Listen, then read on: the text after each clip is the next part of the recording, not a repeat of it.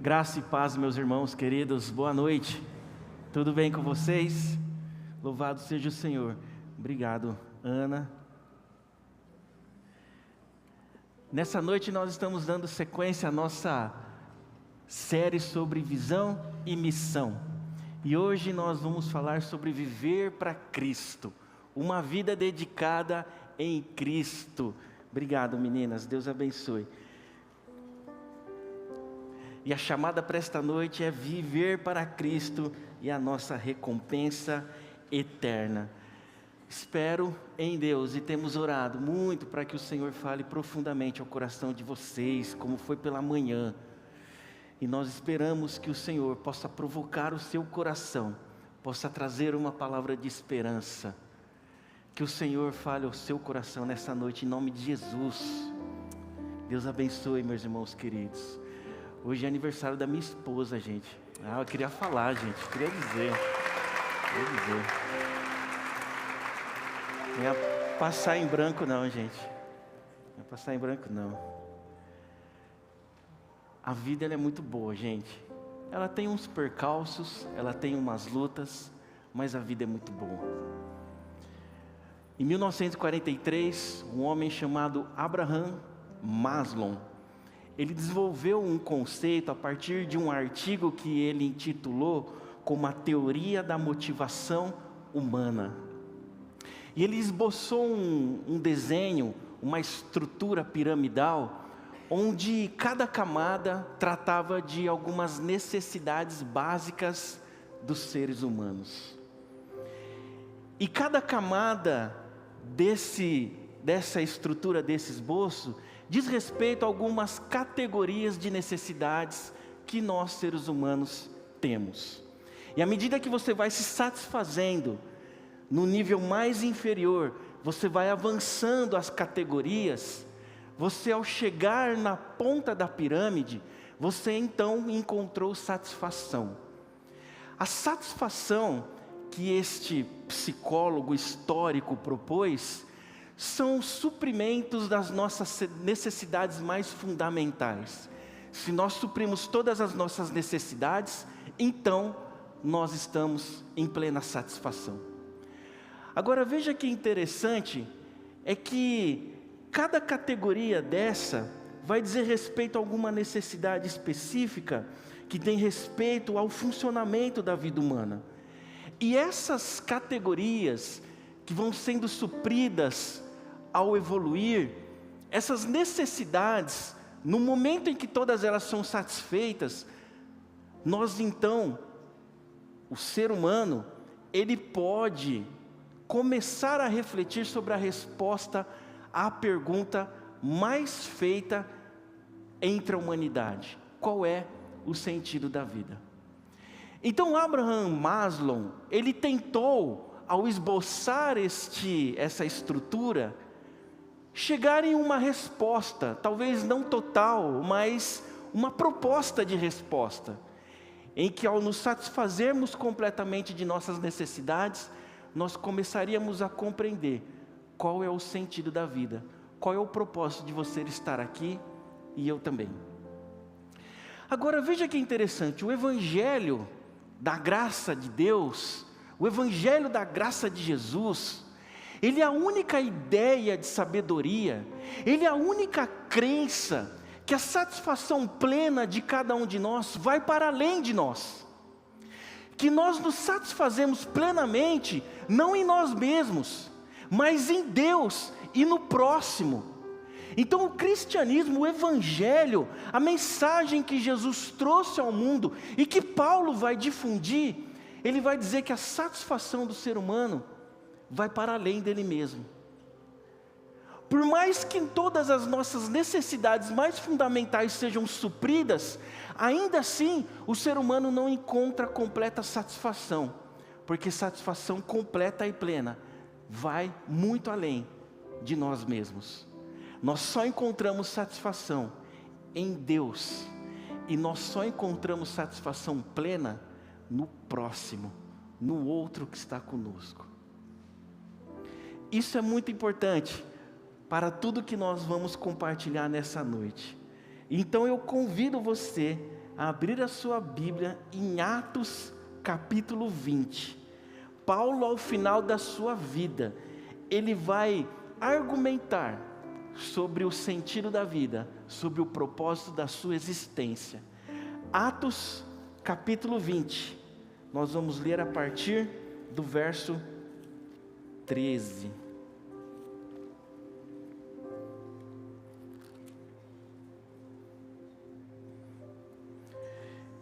Eu quero ler com vocês a partir do verso 18, que diz assim: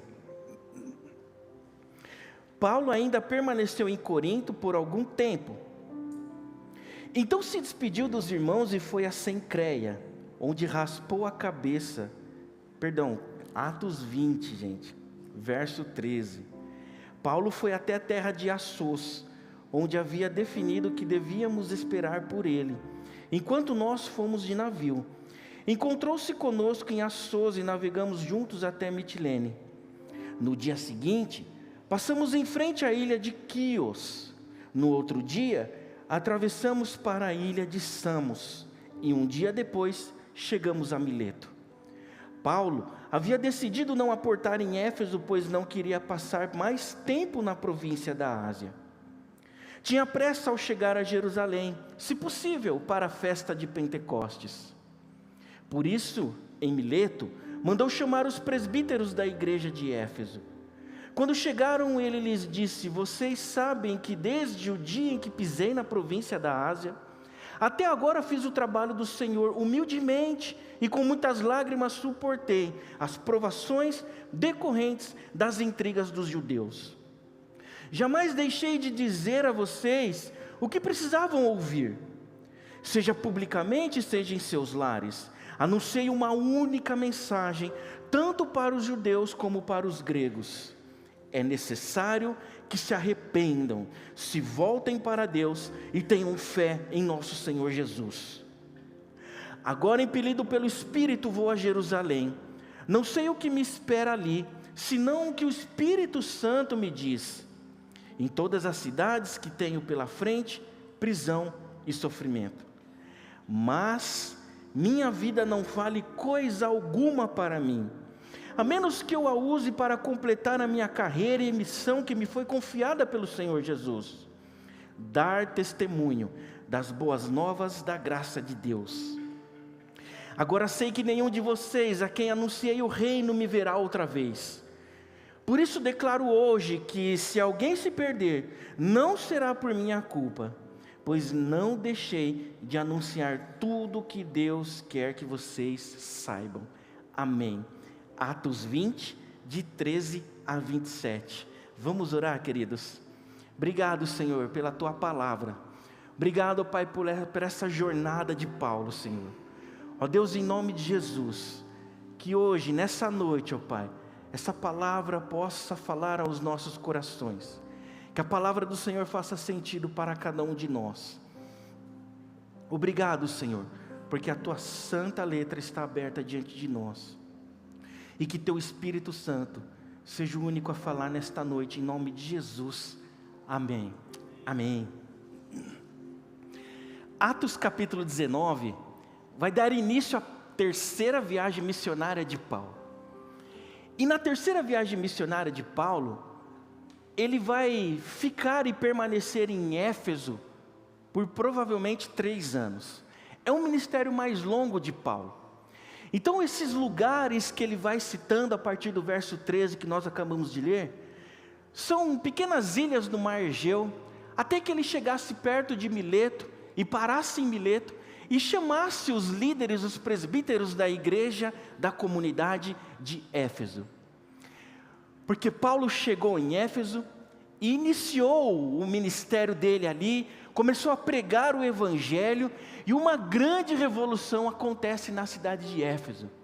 E a cidade estava sendo tão transformada, havia tanta revolução acontecendo, havia tanto pecado sendo confrontado naquela cidade, pessoas se convertendo, se transformando, a comunidade estava enchendo de pessoas. E isso vai afetar diretamente as estruturas da cidade. Isso vai incomodar muitas pessoas. E vai acontecer, gente, um tumulto lá em Éfeso. Vão botar Paulo para correr, vai ser um tumulto, vai ser uma bagunça, porque a mensagem que Paulo pregou estava mudando uma cultura, uma cidade inteira. E aí a igreja permaneceu, líderes permaneceram. Então Paulo, para evitar mais confusão, e a sua pressa de ir até Jerusalém, para participar da festa de Pentecoste, fez com que ele não fosse a Éfeso, ele parasse em Mileto. De frente com os líderes, em Mileto, ele vai dizer essas palavras que nós acabamos de ler. E aqui, gente, Paulo já está no final da sua vida. Ele já está olhando para trás, para a sua história. Ele já está pensando em tudo que ele fez e realizou no trabalho do Senhor. Ele olha para trás, para a sua própria história. E ele, ao longo da sua história, essa pergunta que a humanidade faz sobre o sentido da vida, ele vai encontrando na sua caminhada. E aqui, gente, essas palavras que nós acabamos de ler, é de alguém que já tem essa resposta muito clara no seu coração e na sua mente. Qual é o propósito dele estar ali? Qual é o propósito de estarmos aqui? Qual é o sentido da vida? Essa pergunta tem assombrado muitas pessoas. Há muitas pessoas que estão há anos nas comunidades de fé e se fazem essa pergunta ainda. O ser humano, sem Deus, vive correndo para lugar nenhum, vive tentando achar soluções e resoluções para formular a resposta a esta pergunta: qual é o sentido da vida? E Paulo, a sua história, ao final da sua história, a resposta já está clara, e ele vai argumentar para esses líderes de Éfeso o porquê esta resposta, qual é o sentido da vida, qual é o seu propósito, já estava muito clara para ele. E o primeiro argumento que Paulo vai trazer para esses homens é: viver para Cristo é movimentar-se a partir de suas convicções. Veja, Paulo, ele não se move por algo que ele tem dúvida. Ele não tem dúvida de tudo que ele já viu e de tudo que ele viu, desde a experiência sobrenatural da sua conversão, que está registrado lá em Atos capítulo 9. Paulo não viveu a sua vida, Paulo não viajou para os 4 cantos do mundo conhecido, anunciando esta palavra porque ele tinha dúvida, ou porque ele achava que era uma boa ideia. Ninguém arrisca a própria vida por algo que não tem certeza. Paulo não está se movendo por uma forte emoção. Paulo não está se movendo por conclusões, por opiniões pessoais acerca da vida. Não, ele está se movendo e se moveu ao longo de toda a sua vida, porque ele tinha convicção na mensagem que ele estava pregando e no Senhor da mensagem. Desde a sua conversão, Paulo não teve dúvida de quem estava chamando era o Senhor dos Senhores, e que a mensagem que agora ele tem, que ele precisa compartilhar, é a mensagem, é a resolução, é a resposta para todos os males da humanidade. Então Paulo não está indo para lá ou acolá, porque ele acha que vai ser bom, mas porque ele tem a forte convicção. Não é romantismo, não era o idealismo, mas convicção. Pela manhã o pastor Marcos disse que princípios não são negociáveis, porque princípios que são negociáveis comprometem a nossa convicção. Mas nós que fomos chamados pelo Senhor, que aceitamos o senhorio de Cristo na nossa vida, nós não nos movimentamos por essa terra, porque nós achamos que é uma boa ideia seguir Jesus.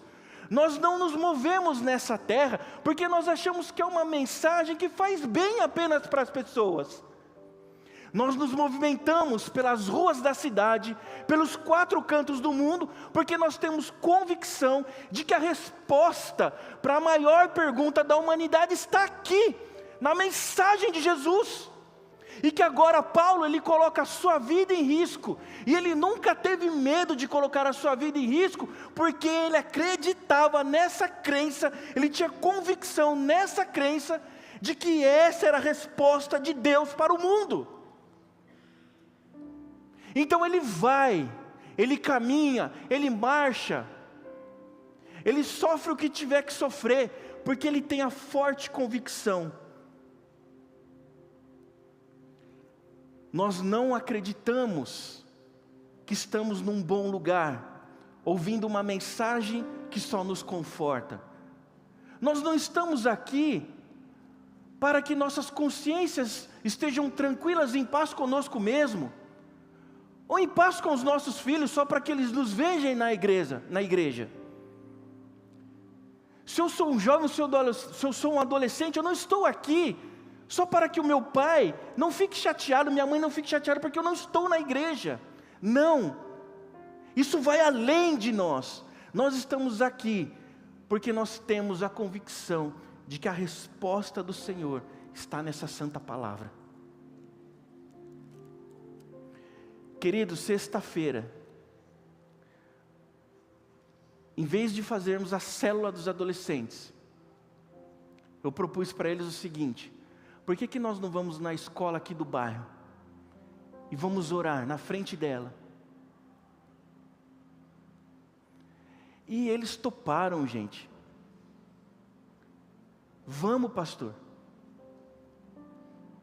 Aí sexta-feira à noite nós estávamos ali no Mário Campaner, orando em frente à escola. Não é porque a gente acha bonito, não é porque é romântico, não é porque é idealista, não é porque é lindo ver os adolescentes se movendo, não é porque nós queremos aparecer em fotos, mas é porque nós temos a forte convicção de que Deus está no controle de todas essas tensões do mundo. E esses adolescentes, eles acreditaram nisso, eles estavam lá, não porque é bonito, mas porque eles tinham convicção de que eles deveriam estar lá. Por que fazemos? Por que estamos aqui? Filipenses capítulo 1, verso 21, Paulo vai dizer: o viver é Cristo, somente Cristo, e é para Cristo. E a morte, o morrer é lucro, porque para mim o viver é exclusivamente Cristo. Essa convicção de Paulo, ele vai onde tiver que ir, porque ele era movido por uma forte convicção de que Jesus é a resposta para o mundo. E as nossas convicções, irmãos e irmãs, elas podem exigir de nós alguma privação, e muitas vezes até das nossas necessidades mais básicas, mais fundamentais. Isso fica muito fácil de compreendermos na nossa mente, quando nós entendemos que o que nos move é convicção. Eu creio em Jesus de Nazaré, Ele é Senhor e Salvador da minha vida. Ele me chamou, eu respondi. Se Ele mandar ir para lá, eu vou para lá. Porque essa é a vida do cristão, essa é a vida do crente. É movida por convicção. Irmãos, setembro de 2004, num Louvale, aqui em São José dos Campos, eu estava nessa conferência, eu estava no meio do povo, sentado, e estava acontecendo uma grande cantata, uma grande orquestra. E em uma música, gente, uma estrofe específica, eu ouvi a voz de Deus me chamando para o ministério, mas eu tinha trabalho, eu tinha profissão, eu tinha o meu salário, eu morava num bom lugar, eu tinha todos por perto, eu estava na faculdade, eu tinha uma vida, mas eu não respondi esse chamado porque eu achei que talvez seria legal, não, mas porque eu acreditei naquela voz que me chamava. porque nós nos movemos por convicção. E aí, gente, quando a gente se move por convicção, Deus de forma extraordinária vai confirmando o que Ele tem para cada um do nosso coração, para a nossa vida. Irmãos, eu fui embora para minha casa, aí eu cheguei no domingo à tarde, tomei banho, fui para a igreja. Hora que eu chego na porta da igreja, subo as escadas, minha mãe ela estava na porta da igreja, e eu lembro, gente, como se fosse hoje, eu falei para ela: mãe, eu preciso ter uma conversa com você e com meu pai, aconteceu uma coisa. Filho, você não precisa dizer nada para a gente, porque eu sei que o Senhor te chamou para o ministério nesse final de semana.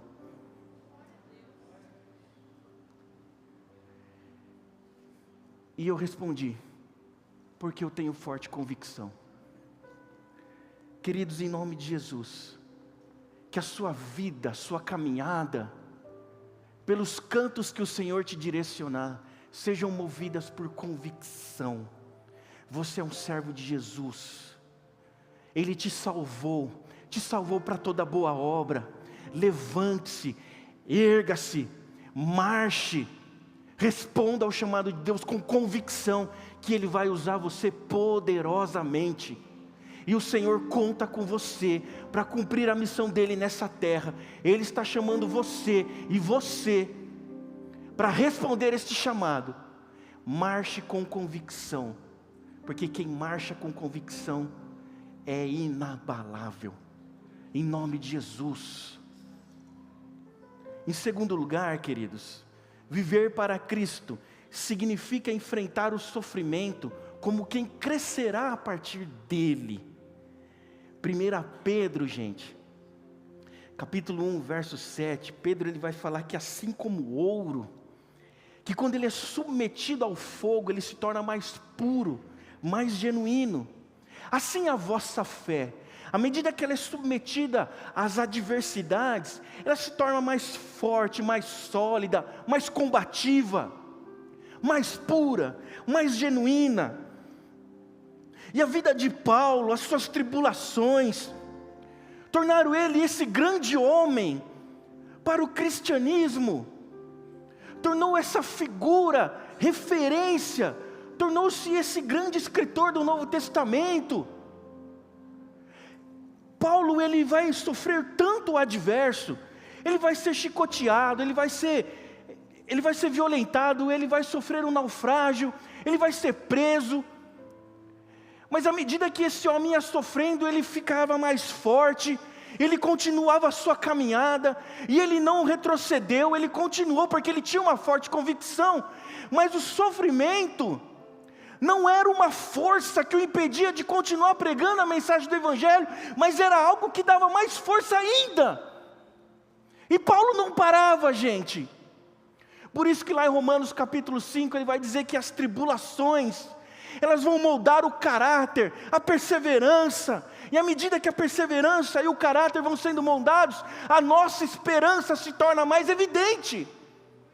As tribulações que eu e você temos que enfrentar nessa vida, elas só estarão nos tornando mais forte, e a esperança se tornará mais perceptível para cada um de nós, porque para Paulo, ele tem a consciência correta e certa de que a esperança dele também não era uma ideia, também não era uma forte emoção, mas era uma pessoa, era Jesus de Nazaré. E Pedro vai confirmar essa ideia. Ele sendo eterno, a nossa esperança também é eterna.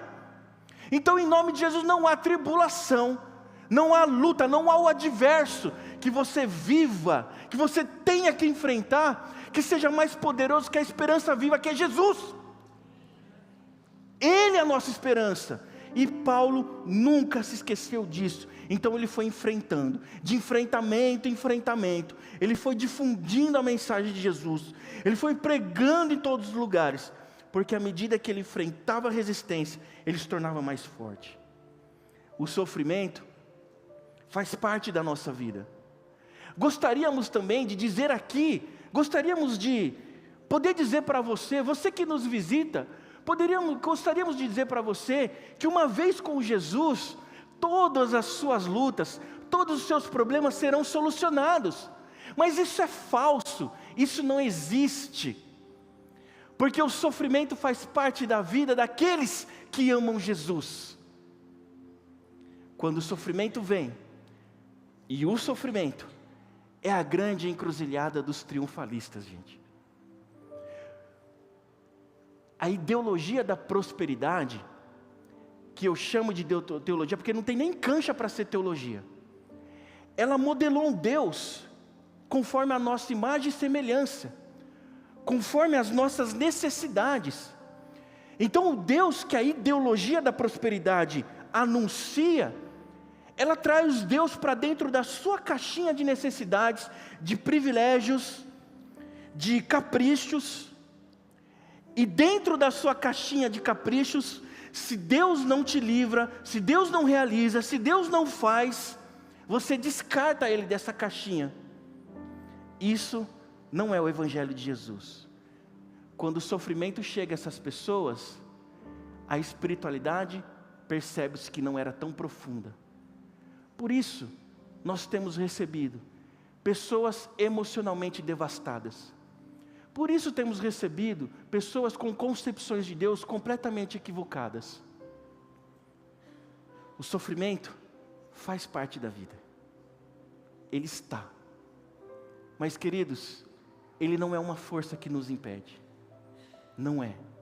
Porque Jesus, diferente de qualquer outra proposta de Deus, Ele está conosco no sofrimento. Ele caminha conosco no sofrimento. Ele sofreu por amor de cada um de nós. Então nós, a imagem do nosso Mestre, nós sofremos se tiver que sofrer, porque nós cremos nessa mensagem. Filipenses capítulo 4, verso 13. Paulo vai desmontar, vai desmoronar a ideologia da prosperidade. Quando ele vai fazer uma série de adversos que ele teve que enfrentar. E aí no final, no verso 13, ele vai dizer o seguinte: eu tudo posso em Jesus de Nazaré que me fortalece.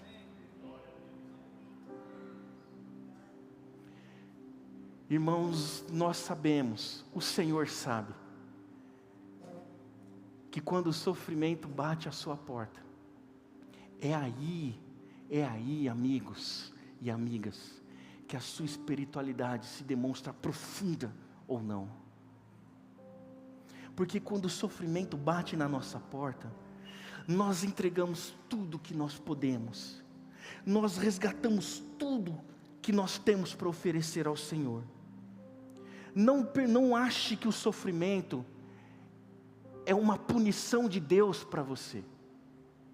Não ache que o sofrimento é sempre causa de pecado.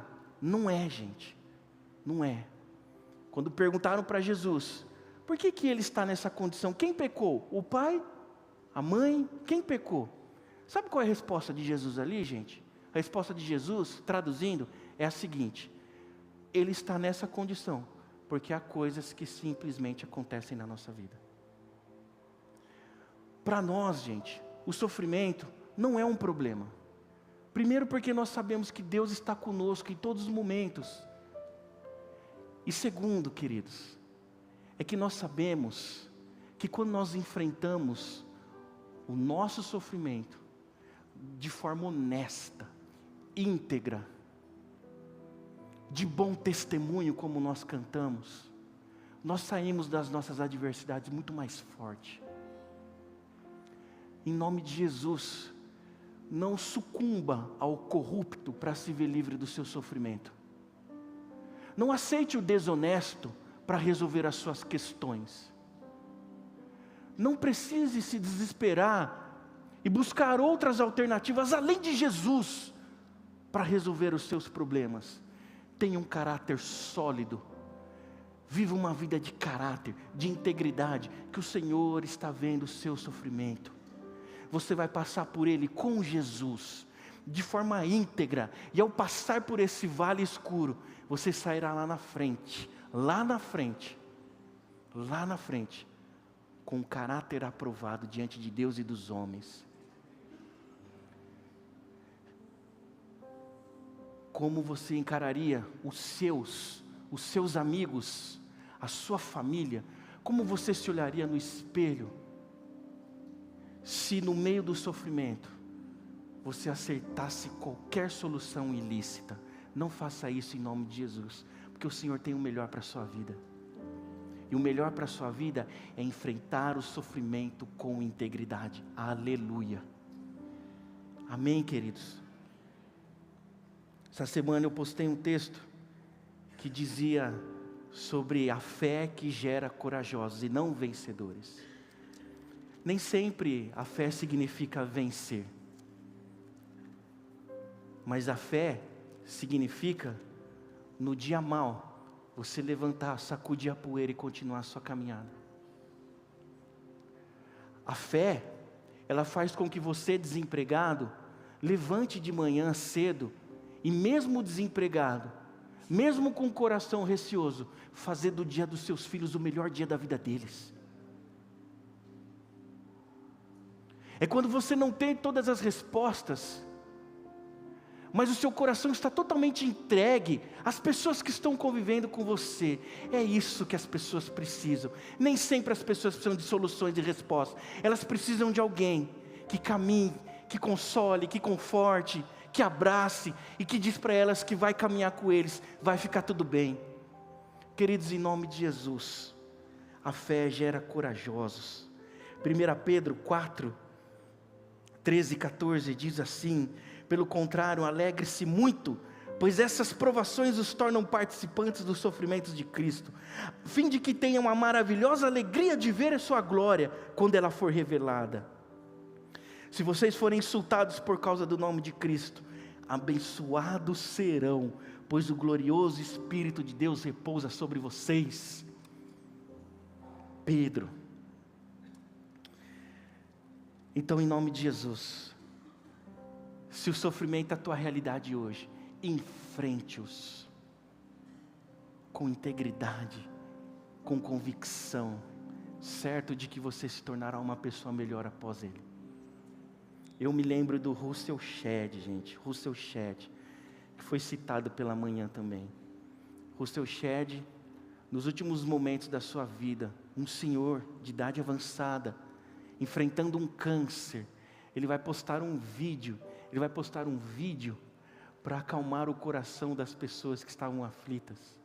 No vídeo, com a fala dificultada já, ele vai dizer: irmãos e irmãs, estou alegre por estar passando por essa provação. Que Deus abençoe vocês. Eu quero ter uma fé assim, irmãos, que quando tudo estiver escuro à minha frente, eu permaneço firme, não porque eu sou forte, mas na minha fraqueza, o Senhor demonstra a sua força, o seu poder. Aleluia. Terceiro e último, queridos, viver para Cristo é parar de esbarrar acidentalmente nas pessoas e decidir tocá-las intencionalmente. Os últimos versos, do 24 ao 27, Paulo ele está reafirmando o seu trabalho e a responsabilidade que por ora ele já completou. Ele não está retirando a sua responsabilidade ou seu corpo fora, mas são palavras de um homem que tem a paz e a convicção de que o trabalho no Senhor, que era de sua responsabilidade, já foi feita, já foi concluída. Então Paulo ele confia nas pessoas, ele confia nos seus novos líderes, ele está entregando a responsabilidade para esses homens. Paulo, ao confiar nessas pessoas, ele marca a vida e o coração dessas pessoas, assim como Cristo sempre o fez. Jesus, ele nunca esbarrou nas pessoas, mas em todo momento ele parou, ele olhou, ele observou, ele conversou, ele dialogou, pediu água, sentou-se à beira da praia, mas Jesus nunca passou e permitiu que as pessoas passassem desapercebida por ele. No meio de uma multidão que todos esbarravam nele, ele sente alguém tocando nele, e ele diz: para tudo, que alguém me tocou. Agora, o mais extraordinário de Jesus, que tocava nas pessoas, está lá em Mateus 8, versos de 1 a 4, a cura do leproso. Jesus, ele ouve o clamor desse homem, e ele para falar com esse homem enfermo há muito tempo, e Jesus é o Senhor do universo, Ele tem poder para curar todas as coisas, da maneira que Ele quisesse curar, como Ele quisesse. Ele poderia olhar para aquele leproso, apenas no seu olhar, Ele poderia curar aquele homem. Apenas olhando, trocando olhares, Ele poderia curar aquele homem. Ele poderia proferir palavras, Ele poderia num piscar de olhos curar aquele homem. Ele poderia dizer, Ele poderia pensar, Ele poderia continuar a sua caminhada, e lá na frente, quando ele se lembrasse, ele desse uma palavra, esse homem seria curado. Mas ele para tudo, estão clamando por ele, e as pessoas repreendem esse homem, mas ele ouve o clamor desse homem, e ele para, ele conversa, ele chega perto, ele se aproxima, ele olha, e ele toca esse homem, irmãos, ele toca, irmãos, porque é um leproso, é alguém que anos não era abraçado, alguém que anos não era beijado, alguém que anos foi privado do convívio de sua própria família, um homem que não sentiu o calor humano, que não sentia as relações que nós trocamos aqui, um homem que não só estava com uma enfermidade agressiva e terrível, mas era um homem que suas emoções estavam desfalecidas, destruídas, porque ele não tinha o contato com ninguém há anos. Então Jesus, Ele sabe disso tudo, mas Jesus não só cura, mas Jesus encerra, gente, um ciclo de anos, que esse homem, ninguém chegava perto dele, abraçava ele, e ele toca, e ele diz o seguinte: homem, vá para o templo, vá entregar as suas ofertas, vá fazer como Moisés ensinou, porque esse homem agora, ele foi limpo de uma enfermidade terrível, mas as suas emoções foram restauradas, porque alguém o tocou. Irmãos, há pessoas que o milagre que elas estão esperando é só um abraço. Tem pessoas, gente, que estão há anos esperando só um toque. Alguém que aperte suas mãos e diga, olhando nos seus olhos: Jesus é a resposta para todas as suas dúvidas, todos os seus medos. Nós somos servos deste Jesus. Nós não podemos passar pelas pessoas, mas nós precisamos tocá-las, abraçá-las, acolhê-las, porque assim nós fazemos como mestre. Nós não podemos apenas olhar, mas tocar nas pessoas, pois o sentido da vida, a resposta, a grande pergunta está na pessoa de Jesus, e no próximo que o Senhor nos aproxima, as pessoas que o Senhor coloca no nosso caminho, o sentido da nossa vida, a razão de estarmos aqui, o propósito de eu e você ter sido alcançado com graça e misericórdia por Jesus. Essa resposta se torna clara, se torna transparente, quando eu estou de frente com o necessitado, quando eu estou de frente com quem está sofrendo, e eu digo para ela: vai ficar tudo bem. Eu não tenho as respostas para a sua dor, mas Jesus tem, é Ele que pode dar jeito em todo o seu medo, a sua dúvida, o seu receio, é Jesus. Você que nos visita, você que nos assiste pela internet, veja, nós temos a resposta para essa pergunta. Essa resposta a esta pergunta, qual é o sentido da vida, não é uma crise existencial para nós, porque para nós, assim como para Paulo, para nós essa resposta ela é objetiva, clara. O sentido da nossa vida é Jesus Cristo de Nazaré, e a sua mensagem poderosa que nos salvou, ela eu não quero guardar dentro de mim, então eu vou compartilhar com o outro.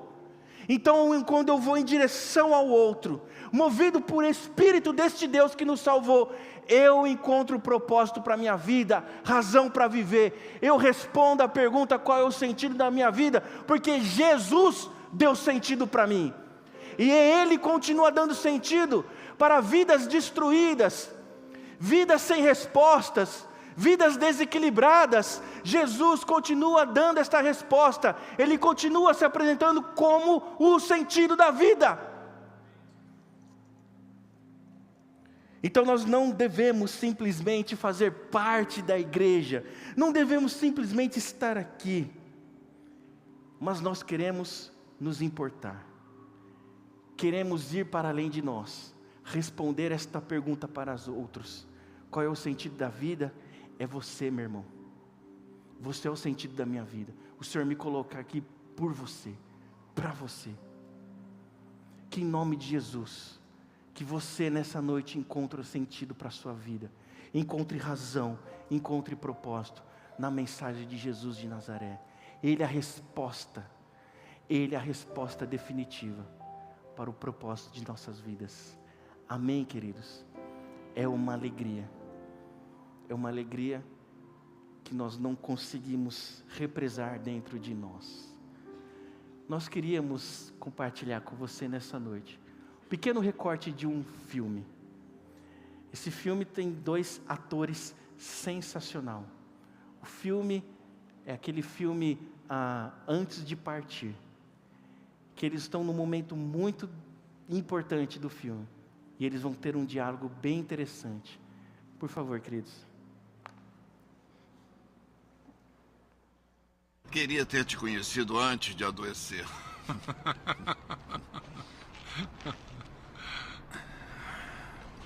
Sabe, teoricamente,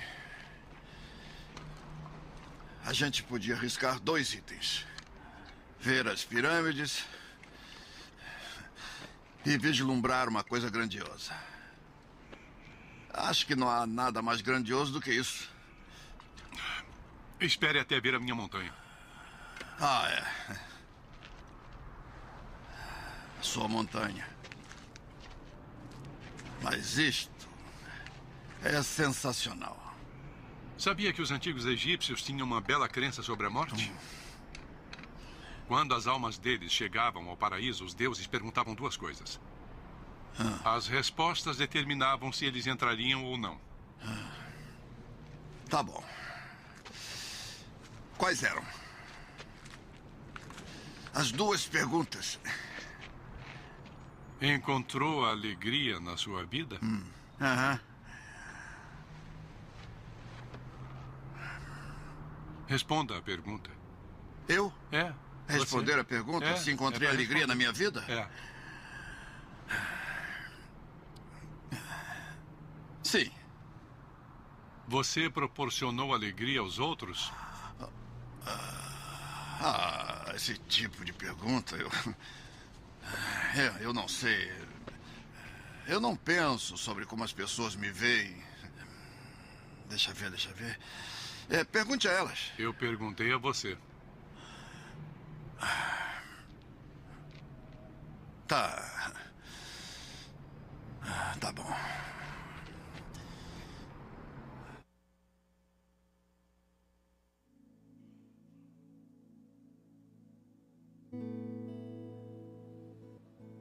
A pergunta fica sem resposta.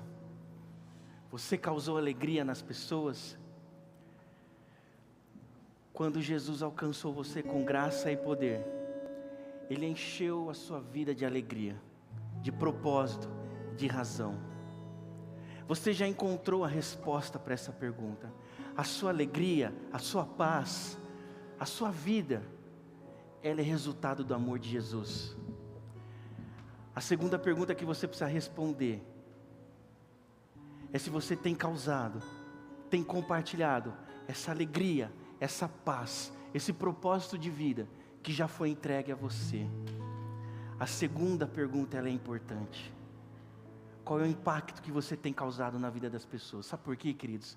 Porque vocês têm a resposta para o sentido da vida. Vocês sabem que é Jesus. A segunda pergunta essa é a resposta a esta pergunta. Você tem respondido para corações desesperados. Nós vamos louvar ao Senhor agora. Eu convido você a se colocar em pé. E depois nós vamos orar, encerrando esta celebração. Que em nome de Jesus, que a alegria que habita no seu coração não caiba dentro de você e seja compartilhada em nome de Jesus.